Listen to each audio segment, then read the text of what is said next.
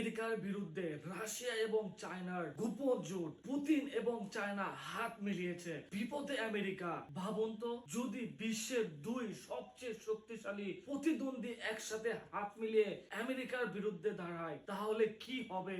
একদিকে রাশিয়ার পারমাণবিক শক্তি, বিশাল সেনাবাহিনী আর জ্বালানি সম্পদ, অন্যদিকে চীনের অর্থনৈতিক সাম্রাজ্য, প্রযুক্তিগত আধিপত্য এবং বিশ্বজুড়ে বাড়তে থাকা প্রভাব। এই দুই শক্তি যদি একই লক্ষ্য নিয়ে সামনে এগিয়ে যায়, তাহলে কি আমেরিকার সুপার পাওয়ার সিংহাসন কেঁপে উঠবে? ইউক্রেন যুদ্ধ, তাইওয়ান সংকট, ডলারের আধিপত্য, ব্রিক্স এর উত্থান, সবকিছু কি আসলে এক নতুন বিশ্বযুদ্ধের পূর্বাভাস? পুতিন এবং চায়নার প্রেসিডেন্ট কি সত্যি এমন এক জোট গড়েছে যা বদলে দিতে পারে পুরো পৃথিবীর ক্ষমতার মানচিত্র? আর যদি তা সত্য হয়, তাহলে সবচেয়ে বড় ধাক্কা কি পেতে যাচ্ছে আমেরিকা? আজকের এই ভিডিওতে আমরা উন্মোচন করব সেই গোপন বাস্তবতা। শেষ পর্যন্ত দেখুন। আজকের বিশ্ব রাজনীতির সবচেয়ে বড় প্রশ্নগুলোর একটি, রাশিয়া ও চীনের শক্তিশালী হয়ে ওঠা জোট কি সত্যি আমেরিকার জন্য সবচেয়ে বড় বিপদ হয়ে দাঁড়িয়েছে? একদিকে বিশ্বের সবচেয়ে শক্তিশালী সামরিক শক্তি রাশিয়া, অন্যদিকে বিশ্বের দ্রুততম অর্থনৈতিক ও প্রযুক্তিগত উত্থানের দেশ চীন। যখন এই দুই শক্তিধর দেশ একসাথে একই টেবিলে বসে, তখন শুধু ওয়াশিংটন নয়, পুরো বিশ্বের কূটনৈতিক মানচিত্রই বদলে যেতে শুরু করে। প্রশ্ন হচ্ছে, এটি কি শুধুই কৌশলগত বন্ধুত্ব, নাকি আমেরিকার আধিপত্য ভাঙার জন্য একটি সুপরিকল্পিত দীর্ঘমেয়াদী জোট? গত কয়েক বছরে আমরা দেখেছি পশ্চিমা বিশ্বের চাপ, নিষেধাজ্ঞা এবং সামরিক প্রতিরোধের মুখে রাশিয়া ও চীন আরো কাছাকাছি এসেছে। বিশেষ করে ইউক্রেন যুদ্ধ শুরু হওয়ার পর পরিস্থিতি পুরোপুরি বদলে যায়। আমেরিকা ও ইউরোপ যখন রাশিয়ার উপর কঠোর অর্থনৈতিক নিষেধাজ্ঞা আরোপ করে, তখন চীন সরাসরি রাশিয়াকে সামরিকভাবে সমর্থন না করলেও অর্থনৈতিকভাবে পাশে দাঁড়ায়। বাণিজ্য বাড়ে, জ্বালানি চুক্তি শক্তিশালী হয় এবং ডলারের বিকল্প ব্যবস্থার দিকে তাদের যুগ স্পষ্ট হয়ে ওঠে। এটি ছিল শুধু ব্যবসা নয়, এটি ছিল একটি বার্তা, এবং সেই বার্তা ছিল স্পষ্ট: আমরা পশ্চিমা চাপের সামনে একা নই। রাশিয়ার প্রেসিডেন্ট পুতিন এবং চীনের প্রেসিডেন্ট জিনপিং বরাবর প্রকাশ্যে দেখিয়েছে যে তাদের সম্পর্ক সীমাহীন অংশীদারিত্ব এর দিকে এগোচ্ছে।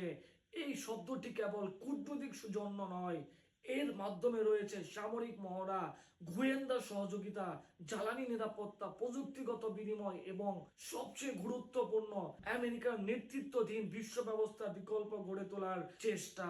যখন দুই পারমাণবিক শক্তিধর দেশ একসাথে একই লক্ষ্য নিয়ে কাজ করে, তখন সেটি শুধুমাত্র একটি আঞ্চলিক বিষয় থাকে না, তা হয়ে ওঠে বৈশ্বিক শক্তির ভারসাম্যের প্রশ্ন। চীনের সবচেয়ে বড় শক্তি তার অর্থনীতি।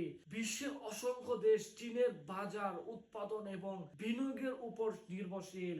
অন্যদিকে রাশিয়ার সবচেয়ে বড় শক্তি তার সামরিক ক্ষমতা, জ্বালানি সম্পদ এবং ভূ রাজনৈতিক অবস্থান। যদি এই দুই শক্তি তাদের নিজ নিজ সুবিধা একত্রিত করে, তাহলে তারা এমন একটি জোট তৈরি করতে পারে যা সরাসরি আমেরিকার বহু বছরের প্রভাবকে চ্যালেঞ্জ করতে সক্ষম। একদিকে চীন অর্থনৈতিকভাবে বিশ্বকে টানছে, অন্যদিকে রাশিয়া সামরিকভাবে চাপ সৃষ্টি করছে। এই দ্বিমুখী কৌশল আমেরিকার জন্য এক গভীর কৌশলগত উদ্বেগ। বিশেষ করে ডলারের আধিপত্য ভাঙার প্রশ্নে এই জোট অত্যন্ত গুরুত্বপূর্ণ। বহু বছর ধরে বিশ্ব রাজনীতির কেন্দ্রে ছিল মার্কিন ডলার, কিন্তু এখন রাশিয়া ও চীন নিজেদের বাণিজ্যে ডলার বাদ দিয়ে স্থানীয় মুদ্রা ব্যবহারের দিকে যাচ্ছে। ব্রিক্স জোটের সম্প্রসারণ, বিকল্প পেমেন্ট সিস্টেম এবং নতুন রিজার্ভ কারেন্সির আলোচনা, এসবই আমেরিকার আর্থিক আধিপত্যের জন্য দীর্ঘমেয়াদী হুমকি। যদি বিশ্ব ধীরে ধীরে ডলার নির্ভরতা কমিয়ে দেয়, তাহলে আমেরিকার সবচেয়ে বড় শক্তির একটি স্তম্ভ দুর্বল হয়ে যেতে পারে। আমেরিকা এই পরিবর্তন খুব ভালোভাবে বুঝতে পারছে, তাই আমরা দেখছি ইন্দো প্যাসিফিক অঞ্চলে আমেরিকার উপস্থিতি বাড়ছে, ন্যাটো আরো সক্রিয় হচ্ছে এবং প্রযুক্তি খাতে চীনের উপর একের পর এক চাপ বাড়ানো হচ্ছে। বিশেষ করে সেমিকন্ডাক্টর, কৃত্রিম বুদ্ধিমত্তা এবং সামরিক প্রযুক্তিতে চীনকে আটকে রাখার চেষ্টা স্পষ্ট। একই সঙ্গে ইউক্রেন যুদ্ধের মাধ্যমে রাশিয়াকে দীর্ঘমেয়াদী দুর্বল করে রাখার কৌশল চলছে। অর্থাৎ আমেরিকা এখন দুই ফ্রন্টে লড়ছে, একদিকে রাশিয়া অন্যদিকে চীন। কিন্তু এখানেই সবচেয়ে বড় প্রশ্ন, রাশিয়া ও চীনের সম্পর্ক কতটা টেকসই। ইতিহাস বলে এই দুই দেশের সম্পর্ক সব সময় সহজ ছিল না। সীমান্ত বিরোধ, পারস্পরিক সন্দেহ এবং আঞ্চলিক প্রভাবের প্রতিযোগিতা বহু পুরানো। চীন একটি দীর্ঘমেয়াদী অর্থনৈতিক শক্তি হতে চায়, আর রাশিয়া তাৎক্ষণিক সামরিক ও রাজনৈতিক প্রভাব ধরে রাখতে চায়। তাদের লক্ষ্য সব সময় এক নয়। তাই অনেক বিশ্লেষক মনে করেন এই জোট এখন যতটা শক্তিশালী দেখাচ্ছে, ভিতরে ততটাই ভঙ্গুর হতে পারে। তবু বাস্তবতা হলো আমেরিকার জন্য এটি একটি গুরুতর সতর্ক বার্তা। কারণ আন্তর্জাতিক রাজনীতিতে অনেক সময় স্থায়ী বন্ধু বা শত্রু থাকে না, থাকে শুধু স্বার্থ। আর এই মুহূর্তে রাশিয়া ও চীনের স্বার্থ এক জায়গায় এসে মিলেছে, আমেরিকার একক আধিপত্যকে চ্যালেঞ্জ করা। তারাও হয়তো একে অপরকে পুরোপুরি বিশ্বাস করে না, কিন্তু তারা জানে যে আলাদা থাকলে পশ্চিমা চাপের মুখে দুর্বল হবে, আর একসাথে থাকলে বিশ্ব রাজনীতিতে নতুন সমীকরণ তৈরি করা সম্ভব। এখানেই তাইওয়ানের বিষয়টাও অত্যন্ত গুরুত্বপূর্ণ। যদি ভবিষ্যতে তাইওয়ান ইস্যুতে আমেরিকা ও চীনের মধ্যে সরাসরি উত্তেজনা বাড়ে এবং একই সময়ে ইউরোপে রাশিয়া নতুন সামরিক চাপ সৃষ্টি করে, তাহলে আমেরিকা একসাথে দুই বড় কৌশলগত সংকটে পড়তে পারে। এটাই ওয়াশিংটনের সবচেয়ে বড় দুশ্চিন্তা। কারণ সুপার পাওয়ার হওয়া মানে শুধু শক্তিশালী হওয়া নয়, একসাথে বহু ফ্রন্ট সামলানোর ক্ষমতা রাখা। বিশ্বের অনেক উন্নয়নশীল দেশও এখন এই পরিবর্তনের দিকে তাকিয়ে আছে। তারা দেখছে ভবিষ্যতের বিশ্ব কি আর এক মেরু থাকবে, নাকি বহু মেরু ব্যবস্থায় রূপ নেবে। যদি রাশিয়া চায়না জোট শক্তিশালী হয়, তাহলে ছোট দেশগুলো নতুন বিকল্প খুঁজে পাবে।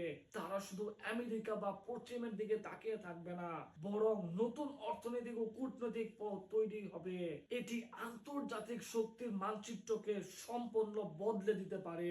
সর্বশেষ বলা যায়, রাশিয়া চায়না জোট শুধু আমেরিকার জন্য বিপদ নয়, এটি পুরো বিশ্বের ক্ষমতার ভারসাম্য বদলে দেওয়ার জন্য সম্ভাব্য বহন করে। এটি যুদ্ধের জোট নয় শুধু, এটি অর্থনীতি, প্রযুক্তি, কূটনীতিক এবং ভবিষ্যতের বিশ্ব নেতৃত্বের লড়াই। প্রশ্ন এখন আর শুধু কে শক্তিশালী নয়, প্রশ্ন হলো কে ভবিষ্যৎ নিয়ন্ত্রণ করবে।